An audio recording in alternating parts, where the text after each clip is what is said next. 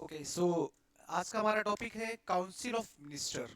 ये हमारा एग्जीक्यूटिव का आखिरी लेक्चर है और हम क्लास 10th की सिविक्स को, पार्लियामेंट और एग्जीक्यूटिव को कंप्लीट कर लेंगे आज से। और इसके बाद नेक्स्ट हमारा चालू हो जाएगा जुडिशरी। दो लेक्चर में जुडिशरी पूरी कंप्लीट कर देंगे, एक में सुप्रीम कोर्ट पूरा कंप्लीट हो जाएगा और एक में हाई कोर्ट और आपका सबऑर्डिनेट कोर्ट। और इस प्रकार हमारा क्लास 10th की सिविक्स पूरा कंप्लीट हो चुका होगा। अभी भी बहुत समय है। जो भी लोग हिस्ट्री और ज्योग्राफी में उतनी अच्छी कमांड नहीं बना पाए हैं उनके लिए सफिशिएंट टाइम है, क्योंकि अभी ये मान के चलिए कि आपके पास एक महीने से ज़्यादा है और चीज़ों को भी ग्रैब किया जा सकता है आसानी से। ठीक है, तो मैं आपको, अच्छा अभी तो मैं एक एक लेक्चर आपको दे रहा हूँ, लेकिन अब बहुत तेजी से मैं आपको दो दो लेक्चर्स भी प्रोवाइड करना शुरू कर दूंगा। हिस्ट्री एंड ज्योग्राफी साइमल्टेनियसली दो दो लेक्चर शुरू हो जाएंगे। तो वेलकम बैक और शुरू करते हैं बेसिकली बिना टाइम को वेस्ट किए हुए, क्योंकि चैप्टर में हमारा बहुत कुछ है। आज मैंने आपको हल्का सा दिखा देता हूँ, बहुत कुछ प्रॉपर हैंड रिटन लिखा हुआ है सारी चीज़ों को। ठीक है, तो सारी चीज़ समझनी है, जितने भी टाइप से क्वेश्चंस बन सकते हैं उन सभी को यहाँ पर कवर अप करेंगे। चलिए, सबसे पहली बात अगर आप देखेंगे तो ये टॉपिक हमारा जो है जिसमें हमने पढ़ा है प्रेसिडेंट के बारे में, वाइस प्रेसिडेंट के बारे में। इसी टॉपिक में हमने पढ़ा प्राइम मिनिस्टर के बारे में। आज इस टॉपिक में हम बात करने जा रहे हैं काउंसिल ऑफ मिनिस्टर। जैसे सेंट्रल गवर्नमेंट हम बात करेंगे बेसिकली सेंट्रल गवर्नमेंट के बारे में ही। तो सेंट्रल गवर्नमेंट जो है उसको चलाने के लिए प्राइम मिनिस्टर और उसके कुछ मिनिस्टर्स होते हैं जिन्हें हम एग्जीक्यूटिव कहते हैं। बेसिकली प्राइम मिनिस्टर उन एग्जीक्यूटिव यानी कि मिनिस्टर्स का हेड होता है, जिसे हम काउंसिल ऑफ मिनिस्टर कहते हैं। यानी कि जितने भी सेंट्रल गवर्नमेंट में मिनिस्टर्स होते हैं उन सभी को मिलाकर कहा जाता है काउंसिल ऑफ मिनिस्टर। उनमें जो मोस्ट सीनियर मिनिस्टर होते हैं उनको कैबिनेट मिनिस्टर कहते हैं। उनको हम देखेंगे वन बाय वन टाइप, कितने टाइप से हमारे मिनिस्टर होते हैं। एंड उन्हीं का जो लीडर होता है उसको हम प्राइम मिनिस्टर कहते हैं, जो कि पहले पढ़ चुके हैं। अब आते हैं सीधे मुद्दे की बात पे। सबसे पहली चीज अगर आपसे पूछा जाए काउंसिल ऑफ मिनिस्टर के बारे में, तो क्या क्या चीजें पता होनी चाहिए। बेसिकली कंपोजिशन क्या होता है, कितने काउंसिल ऑफ मिनिस्टर हो सकते हैं, अपॉइंटमेंट कौन करता है, टेन्योर कितना होगा, कैसे रिमूव किया सकता है, ये बेसिक फैक्ट्स हैं जो आपको पता होने चाहिए related from the council of minister.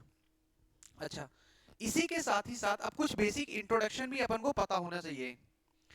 हमें मालूम होना चाहिए, अगर आपसे कोई कहे कि ये बताइए जो काउंसिल ऑफ मिनिस्टर क्या है, तो कह सकते हो it is the executive organ. क्या है एग्जीक्यूटिव? ये क्या करते हैं, पॉलिसी को इंप्लीमेंट करने का काम करते हैं, पॉलिसी बनाने का काम करते हैं, लॉ को इंप्लीमेंट करने का काम करते हैं। Executive organ of the government. ये गवर्नमेंट का कौन सा है, एग्जीक्यूटिव ऑर्गन है। ये मिनिस्टर ही तो मिलकर के सारी काम करते हैं, चाहे वो रेलवे मिनिस्टर हो, चाहे वो डिफेंस मिनिस्टर हो, चाहे फॉरेन मिनिस्टर हो, सारा काम तो यही कर रहे हैं। Which is leaded by prime minister. अगर आपसे कहा जाता है कौन है काउंसिल ऑफ मिनिस्टर, तो एग्जीक्यूटिव ऑर्गन ही है गवर्नमेंट की, जिसको लीड करता है प्राइम मिनिस्टर। पहला फैक्ट आप इस तरीके से कह सकते हो। फिर क्वेश्चन आता है, यार ये बताओ टोटल कितने, किसी भी गवर्नमेंट में कितने मिनिस्टर हो सकते हैं। क्योंकि जितने भी पार्टी के सांसद होंगे जो गवर्नमेंट में होगी, सब चाहते होंगे मिनिस्टर बनना, लेकिन सबको तो पॉसिबल नहीं होगा, क्योंकि मिनिस्टर बनने में बहुत सारी फैसिलिटीज मिलती हैं। So the thing is that there is a limitation. और ये लिमिटेशन कब लगाई गई, 91 91 कॉन्स्टिट्यूशनल अमेंडमेंट किया गया और उसके द्वारा यह तय कर दिया गया कि जितने भी टोटल सांसद होंगे, यानी हाउस के जितने भी टोटल मेंबर होंगे, उनका 15% से ज्यादा कभी भी मिनिस्टर नहीं बन सकते हैं। That you have to understand, because MCQ पूछ सकता है। Total number of minister in the council of minister must not be exceeded by 15% of the, MCQ पूछा भी आ चुका है, 15% से ज्यादा नहीं होना चाहिए, इंक्लूडेड विद प्राइम मिनिस्टर। याद रखना, यहां पर प्राइम मिनिस्टर को इंक्लूड करके 15% है। ये भी बहुत बारीक सा क्वेश्चन है, उठाया जा सकता है। इसके बाद any minister who is not a member of either house. अगर कह दिया जाए कोई ऐसा व्यक्ति जो हाउस का मेंबर नहीं है, क्या वो मिनिस्टर या प्राइम मिनिस्टर बन सकता है? एब्सोल्युटली बन सकता है वो, लेकिन उसे विद इन 6 मंथ किसी ना किसी हाउस की मेंबरशिप लेनी होगी। तो मिनिस्टर बनाया जा सकता है, लेकिन उसे लोअर हाउस या अपर हाउस दोनों में से विद इन 6 मंथ क्या होगा, मेंबर बनना होगा। अभी हम बेसिक इंट्रोडक्शन लेके चल रहे हैं, तो ये बेसिक पॉइंट्स क्लियर हो गए काउंसिल ऑफ मिनिस्टर के बारे में। थोड़ा सा और आगे बढ़ते हैं, थोड़ा सा और आगे बढ़ेंगे तो यहाँ पर देखते हैं। अब सबसे पहला क्वेश्चन आता है कि मिनिस्टर को अपॉइंट कैसे किया जाता है।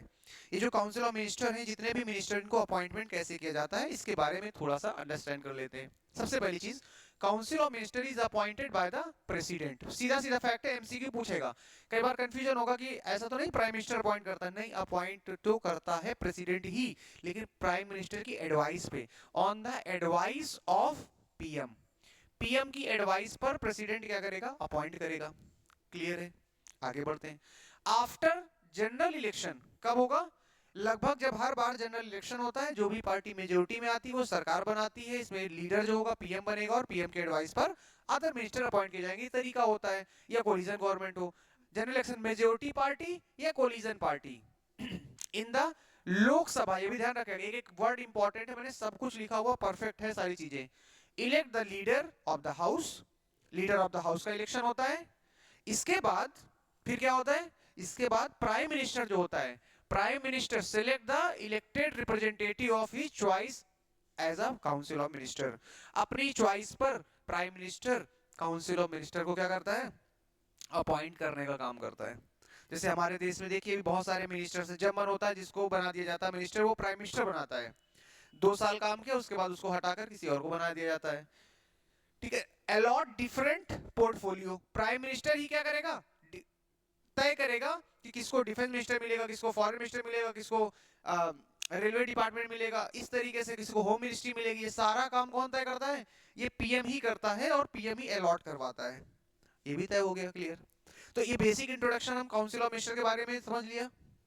आई थिंक आपको ये समझ में आ गया होगा कि अपॉइंटमेंट कैसे होता है, यही प्रोसीजर अपॉइंटमेंट का है। फिर आता है टेन्योर। टेन्योर का मतलब कितने समय तक रह सकते हैं। तो देखिए पहली चीज तो ये कोई ऐसा तो है नहीं कि 5 साल तक प्रॉपर बने रहेंगे। आर्टिकल 75 में बताया क्या गया है, जरा देख लीजिएगा। जब तक पीएम की चॉइस होगी तब तक बने रहेंगे, पीएम नहीं चाहेगा तो हटा दिया जाएगा।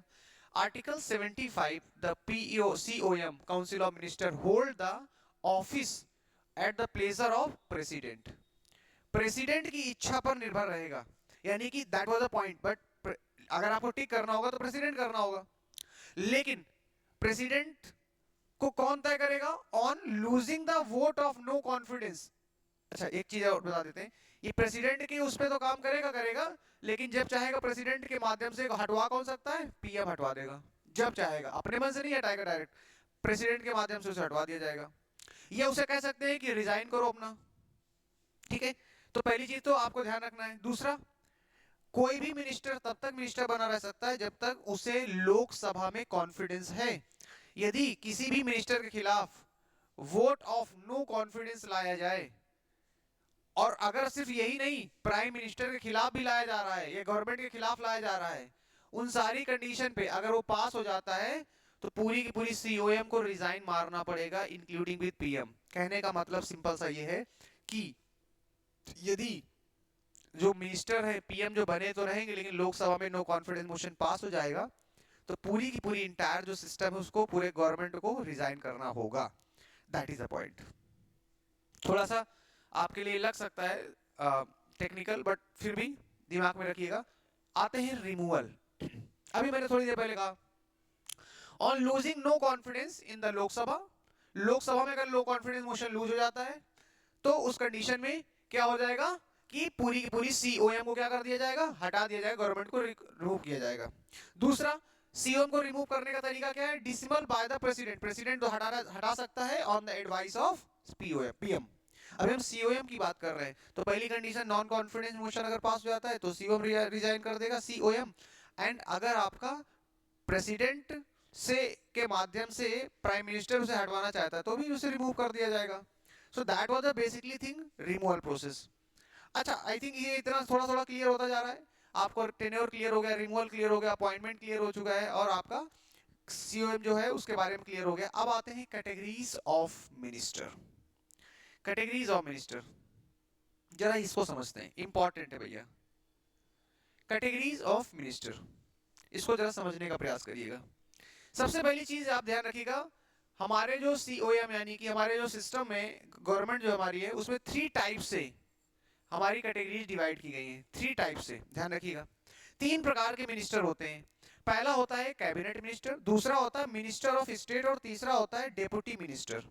ध्यान से देखिएगा, cabinet minister, minister of state, and तीसरा कौन सा, डेप्यूटी मिनिस्टर। जो कैबिनेट मिनिस्टर होते हैं ये मोस्ट सीनियर मिनिस्टर होते हैं। ये कौन होते हैं, most senior, most senior minister. दूसरी चीज, अब इसी से जब मोस्ट सीनियर होंगे तो देश के जितने भी इंपॉर्टेंट पोर्टफोलियो होंगे, डिपार्टमेंट होंगे, चाहे वो डिफेंस का मामला हो, चाहे फॉरेन मिनिस्ट्री का मामला हो, चाहे होम मिनिस्ट्री का मामला हो, किसके पास होगा? ये कैबिनेट मिनिस्टर के पास होंगे। इसीलिए होल्ड की पोर्टफोलियो की मतलब मेन पोर्टफोलियो किसके पास होते हैं? ये होते हैं कैबिनेट मिनिस्टर के पास। दूसरा, formation of policies. Cabinet minister ही क्या करते हैं? देश की सारी नीतियां तय करते हैं, सारी पॉलिसीज का फॉर्मेशन करते हैं। तो फॉर्मेशन ऑफ पॉलिसीज, कोई बिल लाना, कोई लॉ लाना, कोई एक्ट बनाना है, कौन तय करेगा? कैबिनेट मिनिस्टर तय करेगा। दूसरा, ये क्या करते हैं? Coordinate working of all department. ये क्या करते हैं? एक दूसरे के साथ कोऑर्डिनेट करके सारे डिपार्टमेंट को हेल्प करके काम चलाकर, क्योंकि एक्चुअली गवर्नमेंट यही है, तो ये कभी नहीं चाहेंगे किसी प्रकार का कोई टेसल हो, तो ये सबके साथ हेल्प कर करके सरकार को अच्छे तरीके से आगे कन्वे करने का, बढ़ाने का काम करेंगे, चलाने का काम करेंगे। और क्योंकि सबसे सीनियर हैं तो इनकी संख्या बहुत ज्यादा तो नहीं हो सकती है, they are very less in numbers, 10 15 20 ऐसे ही होगा, बहुत कोई फिक्स नहीं होता कितने हैं इसके, हो सकते हैं 10 हो सकते हैं 15 हो। तो that was the condition. Cabinet minister के बारे में इतनी जानकारी अभी के लिए सफिशिएंट है, इससे ज्यादा आवश्यकता बाय द वे है नहीं। ठीक है, तो जितनी जानकारी आपको है इतनी सफिशिएंट है, इतना रखो अपने पास। अब आता है मिनिस्टर ऑफ स्टेट। तो मिनिस्टर ऑफ स्टेट क्या है जरा देख लेते हैं भैया। मिनिस्टर ऑफ स्टेट के बारे में अगर आप बात करोगे तो दूसरी कंडीशन आती है पहली, either hold an independent charge of the department और attach with the cabinet. Most important line है, ध्यान रखिएगा। डेप्यूटी मिनिस्टर अगर आपसे पूछा जाता है तो वो बात की बात है, लेकिन पहले minister of state. Minister of state के पास, जैसे हमने कहा, इनके पास पोर्टफोलियो होंगे, तो इनके पास क्या होता है कि सेकंड टाइप के जो मिनिस्टर हैं इनके पास अपना खुद का पोर्टफोलियो भी हो सकता है, इंडिपेंडेंट हो सकते हैं, लेकिन बहुत ही स्मॉल, छोटे छोटे। जैसे हमने कह दिया गया मिनी इंडस्ट्री, मिनी इंडस्ट्री का एक डिपार्टमेंट बना दिया गया, दे दिया गया किसी एक मिनिस्टर को, छोटी इंडस्ट्री पर्टिकुलर। तो हो सकता है, या दूसरी चीज ये भी हो सकता है कि ये जो मिनिस्टर हैं ये कैबिनेट मिनिस्टर के डिपार्टमेंट के साथ ही अटैच हों।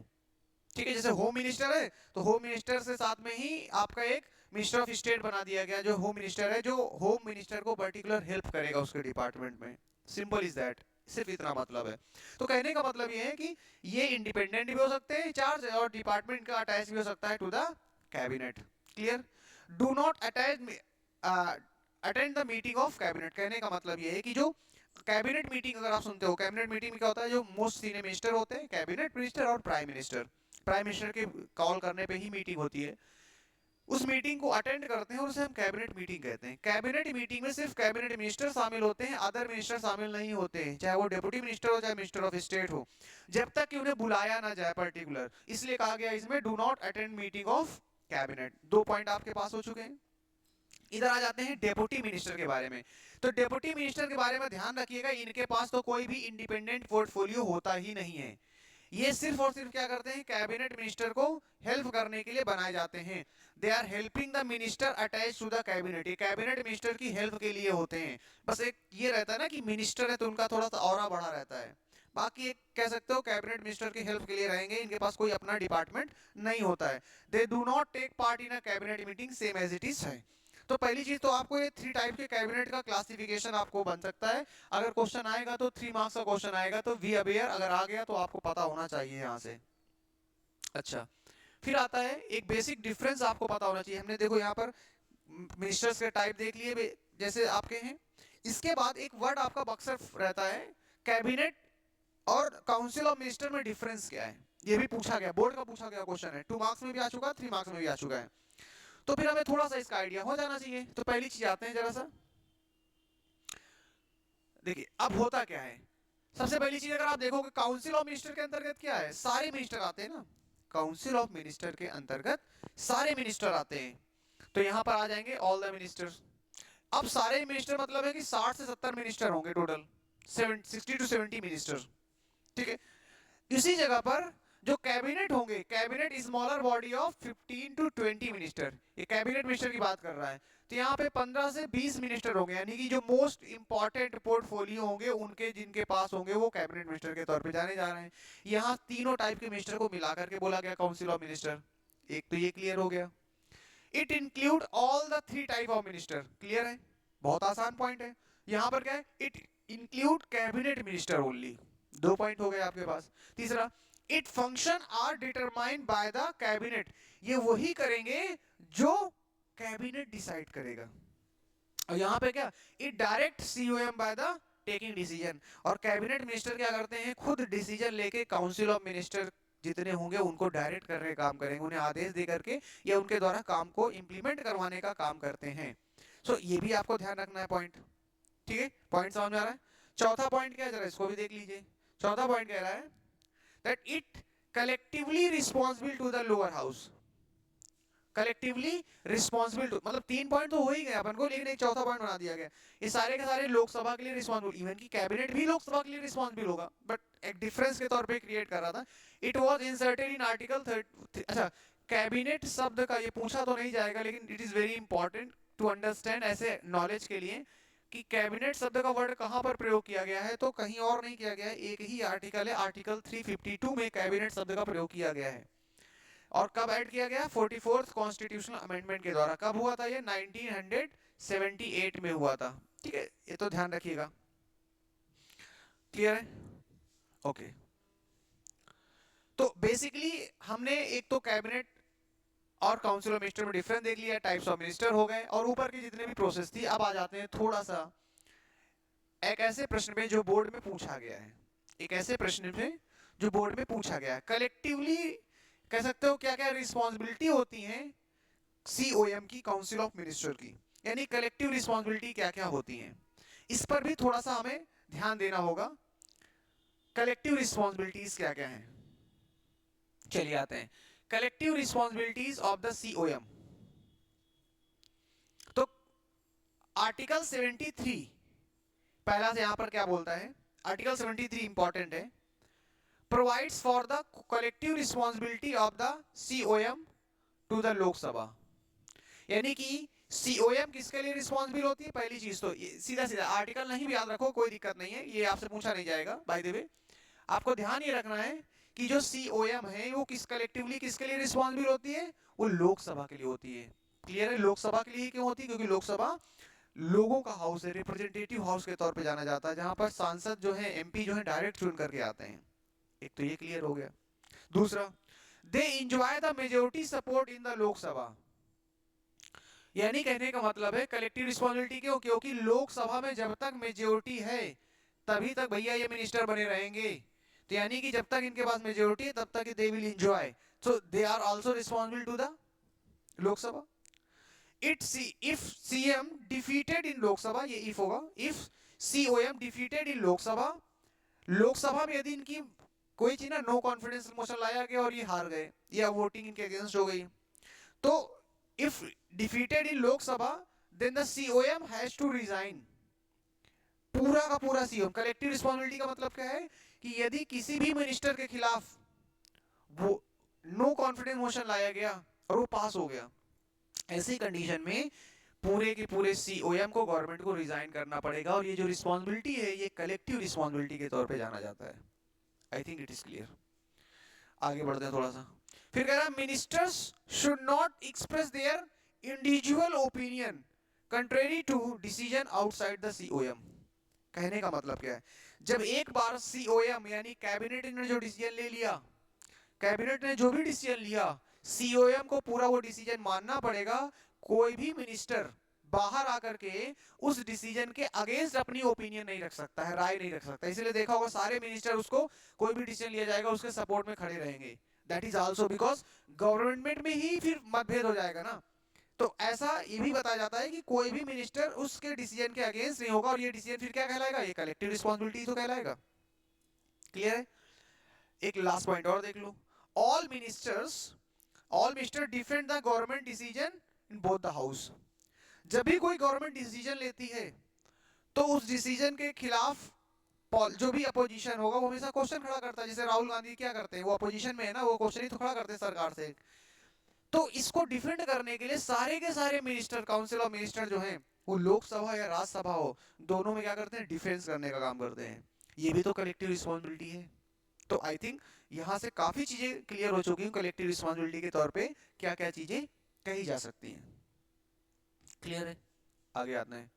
तो कलेक्टिव रिस्पॉन्सिबिलिटी क्लियर हो चुका है। यहां से बोर्ड में क्वेश्चन आया हुआ और कई बार आया है, इसलिए मैंने इसको कहा ये बहुत इंपॉर्टेंट सेगमेंट है, बोर्ड में कई बार यहां से पूछा जा चुका है। कलेक्टिव रिस्पॉन्सिबिलिटी होने के बाद इंडिविजुअल रिस्पॉन्सिबिलिटी ऑफ मिनिस्टर भी पूछा गया है, तो आपको ये भी पता होना चाहिए। इंडिविजुअल रिस्पॉन्सिबिलिटीज ऑफ मिनिस्टर, व्यक्तिगत तौर पे कौन कौन सी जिम्मेदारियां होती हैं। ठीक है, तो अब आते हैं जरा सा इंडिविजुअल रिस्पॉन्सिबिलिटी भी थोड़ा समझ लेते हैं। पहली चीज, द मिनिस्टर्स होल्ड ऑफिस, क्या क्या इंडिविजुअल है, hold office during the pleasure of president.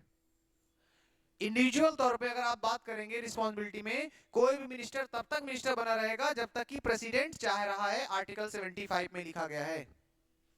और प्रेसिडेंट तब तक चाहेगा जब तक कि प्राइम मिनिस्टर नहीं कहता है उसे हटाने के लिए। बट अगर आपसे टिक करने के लिए कहा जाएगा तो प्रेसिडेंट आप आंसर में लगाएंगे। They are individual responsibility to the president, हर मिनिस्टर की रिस्पॉन्सिबिलिटी है इंडिविजुअल तौर पे कि वो जवाबदेही रहेगी उसकी इसके प्रति, प्रेसिडेंट के प्रति रिस्पॉन्सिबल रहेगा, प्रेसिडेंट के प्रति कोई भी एक्ट करता है तो प्रेसिडेंट के प्रति रिस्पॉन्सिबल रहेगा। They can remove from their office on the advice of prime minister. वही कॉमन पॉइंट है, इंडिविजुअल तौर पे अगर आप देखेंगे तो पहली चीज प्रेसिडेंट के प्रति ये क्या रहता है, रिस्पॉन्सिबल रहता है। कोई भी एक्ट करेगा प्रेसिडेंट के रिस्पॉन्सिबल रहेगा, इसे हटाया जा सकता है इंडिविजुअल तौर पे प्राइम मिनिस्टर की एडवाइस पे, प्रेसिडेंट के द्वारा। So these are the point. और देख लीजिए एक पॉइंट, each minister is answerable to the parliament, individual तौर पे। जैसे कोई फॉरेन मिनिस्टर है, अब फॉरेन मिनिस्टर है तो कोई भी ऐसी पॉलिसी बनाई जिसकी वजह से काफी क्वेश्चन उठ रहे हैं, तो पोजीशन अगर पूछ रहा है उनसे कि आप जवाब दीजिए, तो उसका आंसर देने के लिए फॉरेन मिनिस्टर ही रिस्पॉन्सिबल होगा पहले तौर पे। अगर वो डिफेंस का मसला है तो डिफेंस मिनिस्टर उसका आंसर देगा।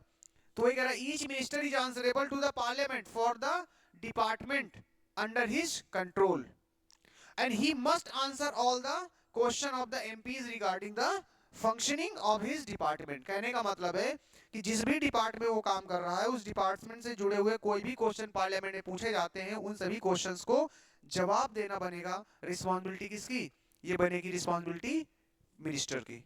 और इस प्रकार ये हमारा टॉपिक कंप्लीट हो गया है। बहुत टफ नहीं है, मैं फिर से कह रहा हूँ। क्वेश्चन क्या क्या बन के आते हैं एक बार आप ध्यान रखिएगा। इंडिविजुअल रिस्पॉन्सिबिलिटी से क्वेश्चन आता है, एक तो कलेक्टिव रिस्पॉन्सिबिलिटी से बहुत पूछा गया, बहुत ही सिंपल था। कैबिनेट और सीओएम के बीच का डिफरेंस पूछ लेगा, टाइप्स ऑफ मिनिस्टर पूछ लेगा, इसके बाद इनसे एक एक नंबर में पूछ लेता है कंपोजिशन या रिमूवल प्रोसेस या कैसे अपॉइंट किया जाता है, ये सारी चीजें पूछेगी। इसके अलावा कुछ भी नहीं पूछ सकता है, सब यही पूछता है। एक बार आप अच्छे से बस तैयार कर लो चीजों को, काम हो जाएगा। ठीक है, तो आई थिंक यहाँ से हमने 2 चैप्टर पूरा कंप्लीट कर लिया है, पार्लियामेंट और एग्जीक्यूटिव। जुडिशरी का वीडियो आपको बहुत जल्दी मिल जाएगा, और इसके बाद हम हिस्ट्री और ज्योग्राफी दोनों को चालू कर देंगे पैरेलल। ठीक है, हिस्ट्री से शुरू करेंगे, फिर हिस्ट्री, ज्योग्राफी और मैपिंग भी हम आपको कराते चलेंगे। So it is very easy और बहुत मजा आने वाला है। मैपिंग में भी बहुत अच्छे से कराने वाला हूँ। 10 मार्क्स आपके कहीं नहीं जाने वाले, एक एक नंबर आपके यहाँ से सॉल्व हो जाएंगे। बस एक तरीके से करते चलिएगा, बहुत इजी पार्ट है। ठीक है, तो आज के लिए इतना ही, धन्यवाद।